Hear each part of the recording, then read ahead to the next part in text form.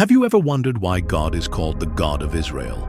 Why not the God of the whole world or some other place? And why is Israel so central to the Bible's story?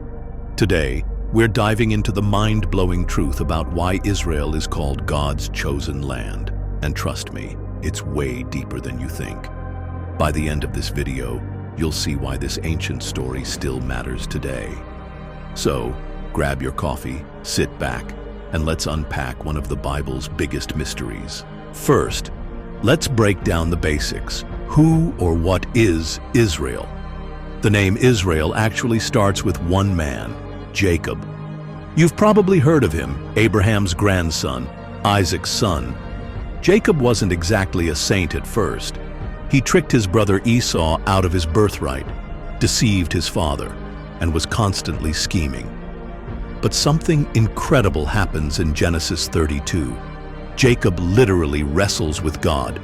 Yes, wrestles. Can you imagine? Wrestling with the creator of the universe?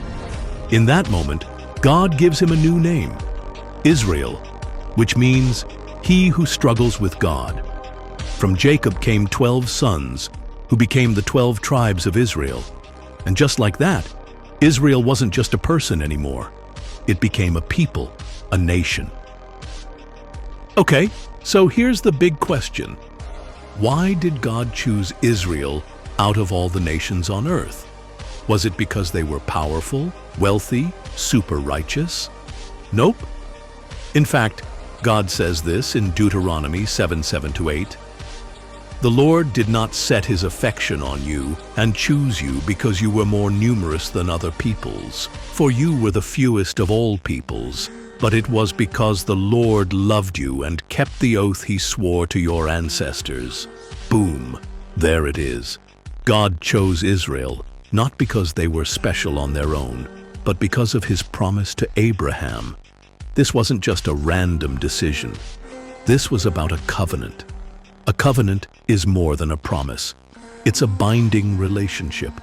And God made a covenant with Abraham in Genesis 12, saying, I will make you into a great nation, and all peoples on earth will be blessed through you. That's the foundation. God chose Israel to be a beacon, a way to reveal himself to the world. Now let's talk about the land itself. Why is this tiny strip of land so important? Israel is roughly the size of New Jersey. Tiny, right? But geographically, it's the crossroads of the ancient world. Sitting between Africa, Asia, and Europe, Israel was like the Times Square of the ancient world. If you controlled Israel, you controlled trade, culture, and influence. But for God, it wasn't just about location. It was about purpose. This land was a stage for his story. It's where he chose to dwell among his people, first in the tabernacle, then in the temple in Jerusalem.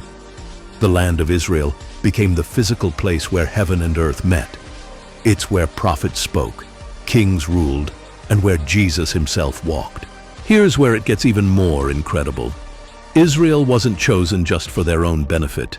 It was about God's plan for the entire world. Through Israel came the law, the prophets, and eventually, Jesus Christ. The Messiah wasn't just a savior for Israel, he was the savior for everyone. Isaiah 49:6 says this, I will also make you a light for the Gentiles, that my salvation may reach to the ends of the earth. God's choice of Israel was always about revealing his character, his justice, and his love to all people.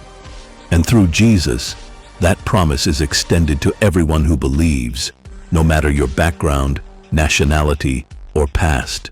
So, what does this mean for you and me? First, it reminds us that God is faithful. If he kept his promises to Israel for thousands of years, he'll keep his promises to you. Second, it shows us that God's plan is bigger than we can imagine.